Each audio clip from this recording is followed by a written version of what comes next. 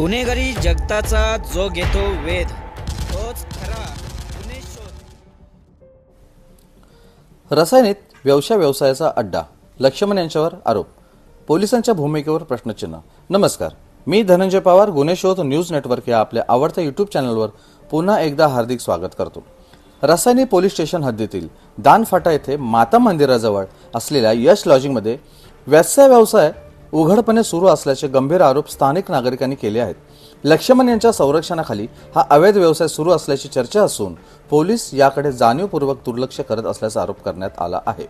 धार्मिक स्थळाजवळ अनैतिक कारवाया, नागरिकांचा संताप।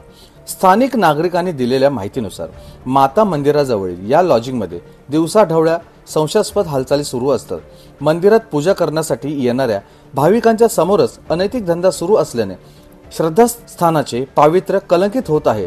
धार्मिक भावना दुखावणारे हे प्रकार वारंवार निर्देशनास येत असूनही त्यावर आळा घालण्यात प्रशासन अपयशी ठरले आहे। पोलिसांवर संगनमताचा संशय। नागरिकांच्या म्हणण्यानुसार पोलिसांनी या प्रकारची माहिती असूनही ठोस कारवाई होत नाही। उलट हा व्यवसाय पोलिसांच्या संगनमताशिवाय इतक्या मोठ्या प्रमाणावर सुरू राहणे अशक्य असल्याचे मत व्यक्त केले जात आहे। काही नागरिकांनी आरोप केला की केवळ दाखवण्यासाठीच कागदोपत्री कारवाई केली जाते, मात्र प्रत्यक्षात हॉटेलमधील धंदा सुरूच राहतो। मानवी तस्करीचा गंभीर मुद्दा। सूत्रांच्या माहितीनुसार या ठिकाणी आणलेल्या अनेक मुलींना फसवून किंवा जबरदस्तीने या व्यवसायात ढकलले जाते। यामध्ये मानवी तस्करीसारखा गंभीर गुन्हा दडलेला असून महिलांच्या सुरक्षिततेला व सन्मानाला थेट धोका निर्माण होत आहे। सामाजिक संघटनांनी या बाबतीत तीव्र चिंता व्यक्त केली आहे।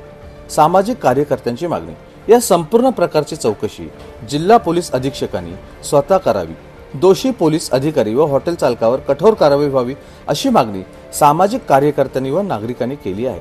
तसेच मंदिर परिसरात कायमस्वरूपी निगराणी ठेवण्यासाठी व अशा प्रकारच्या गुन्ह्यांना आळा घालण्यासाठी विशेष पथक नेमावे असेही आवाहन करण्यात आले आहे।